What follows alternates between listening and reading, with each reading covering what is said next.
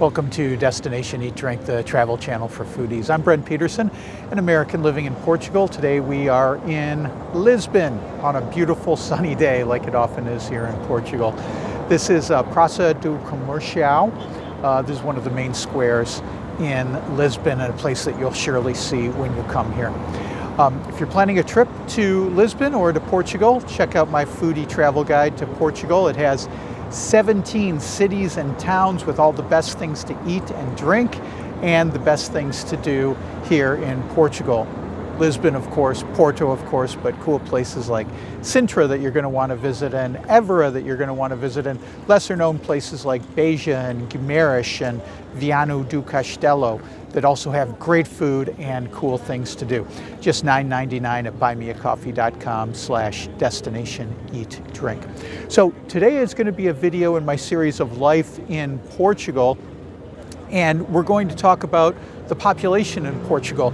And for me, I grew up in the 1970s going to school and to middle school, and I remember being taught in school that there was an upcoming population catastrophe, a population bomb was coming, and that all these people, we weren't going to be able to feed them, and it was going to lead to hunger, starvation, war, poverty, and refugee crisis. And some of these things have happened in various places in the world, but the fact of the matter is that population, while it's still growing, is going to decline over time. So by the end of this century, population worldwide is going to start going down. It's fascinating to me that that's going to happen within the lifetime of some people that are alive today. Not me, but some people who were born in this century are going to see a population decline, which is crazy to me. And the reason for that is something called the fertility rate.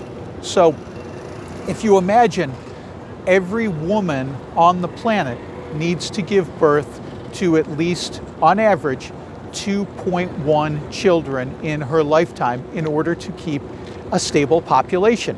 That extra 0.1 and the 2.1, that's to account for stuff like infant mortality and infertility amongst people who are born. But 2.1 is the number. And it's crazy, but in the world, the current number is 2.3. So population is growing right now as we speak on this day. But in Europe and in North America, there is no country with fertility rate above 1.9. So they can't keep the population steady or growing without having immigration.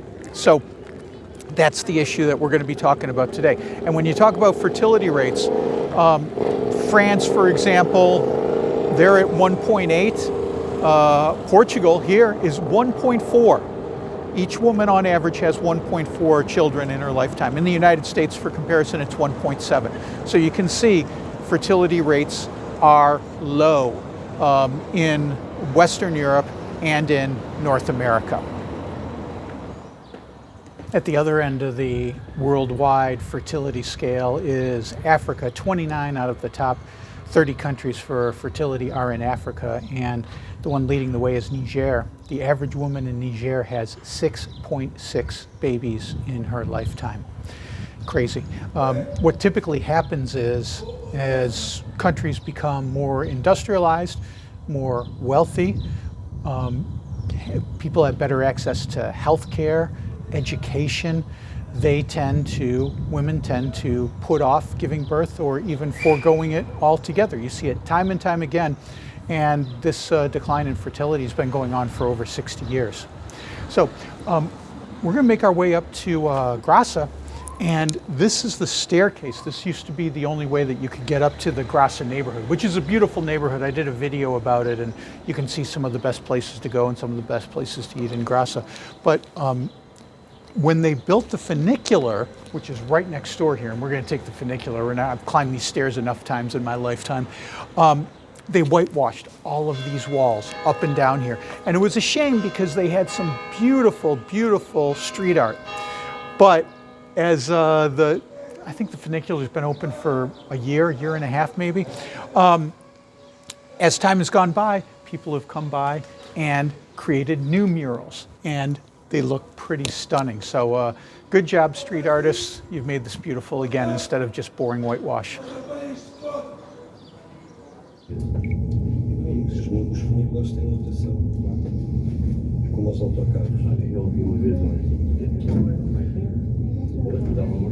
This is Maria Lamau, a little restaurant here in Grassa. And Karen's been here before, I haven't, so I'm looking forward to trying it for the first time.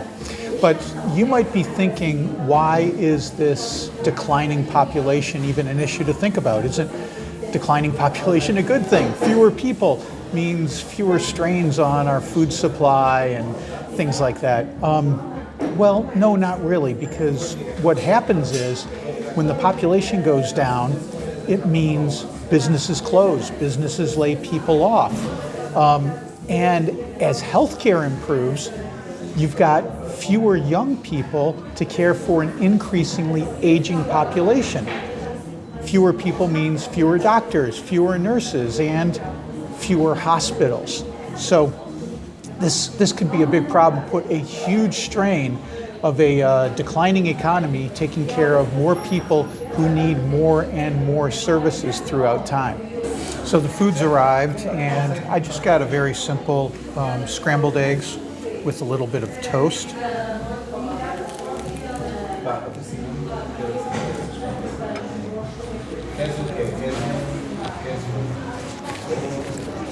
Tasty. Want to save some room for dessert later.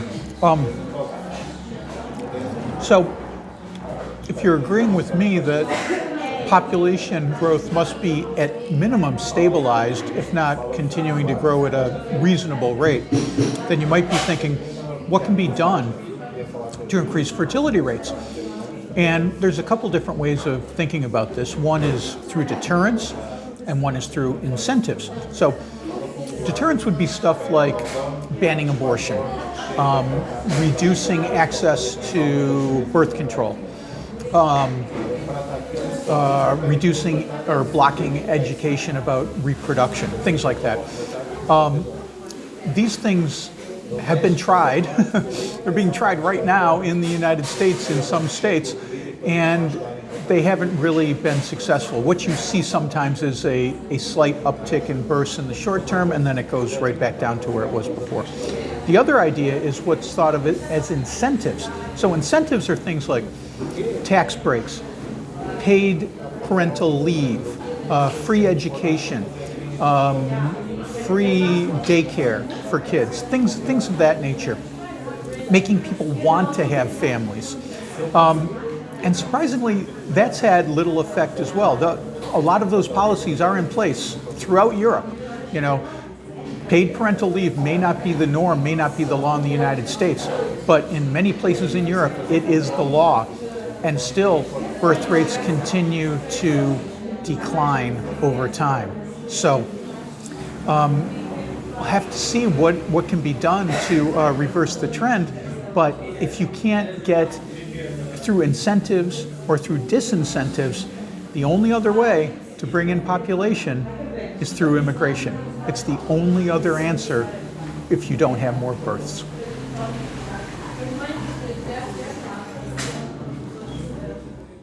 So you can see why so many tourists want to come up to Grassa. The views here are gorgeous, and there's plenty of good places to eat and drink up here. So it's very popular with the tourists. All the tuk-tuks are driving up and down here.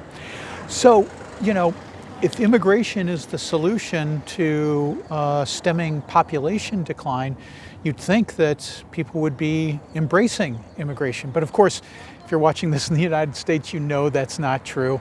And it's not true in Europe either, because far-right parties have gained ground in almost every country in Europe.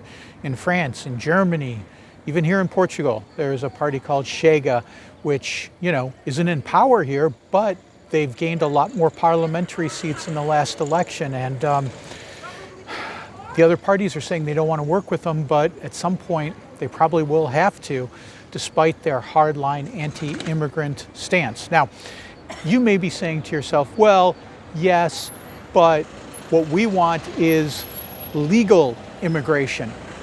And here's the problem with so-called legal immigration is that so many of these right-wing parties are claiming to want legal immigration, but when they get the opportunity, they slam the door shut. In America, the guy who's currently the president, he claimed he wanted more legal immigration in the United States. But in his first term, legal immigration fell by 50%. So it's just a joke to say that, you know, legal immigration is what these right-wing parties want. Here in Portugal, it's more a question of poor bureaucracy, poor governance. There are tens of thousands, probably hundreds of thousands of people who immigrate legally or want to immigrate legally, but their paperwork is stuck in some kind of bureaucratic hellhole and they're unable to move forward. So I have friends, I know people who came here legally on a legal residency visa for 2 years. They applied for their renewal, which is supposed to just be a rubber stamp basically, and they're still waiting. They can wait months or even years, and now they're on an expired residency. So technically, even though they did everything right, they are illegal, quote unquote. So it's hard, it's really hard to say that, you know, we're for legal immigration when you are pushing these anti-immigrant policies in place hard, hard, hard. Speaking of immigration, this is my first coffee of the day, which might be grounds for kicking me out of the country. Portuguese love their coffee. Wow, that's not bad. Very strong.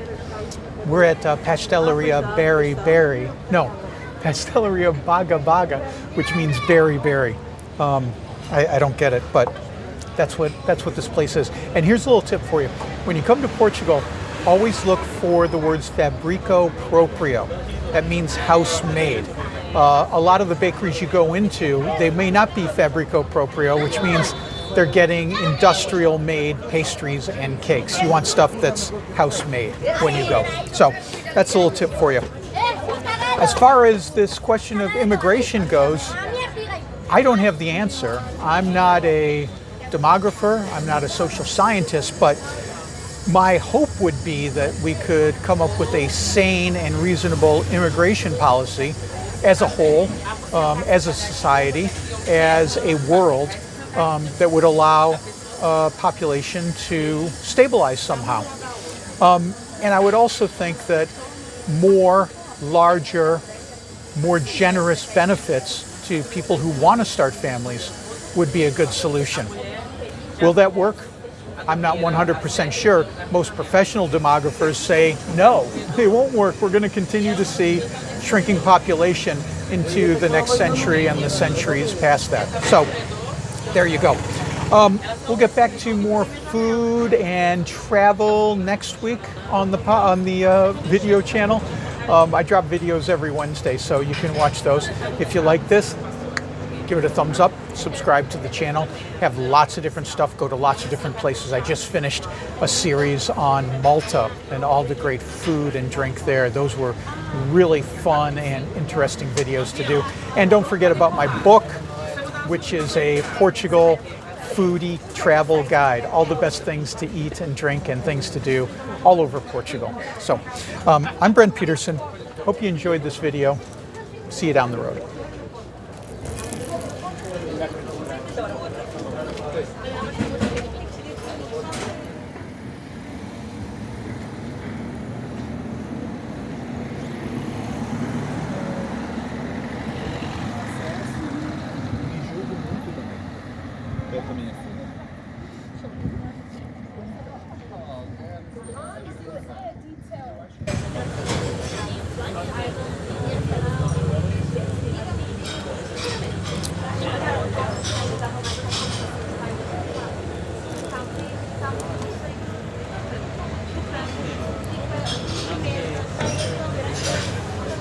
Coffee and pastel and how it must be the perfect combination.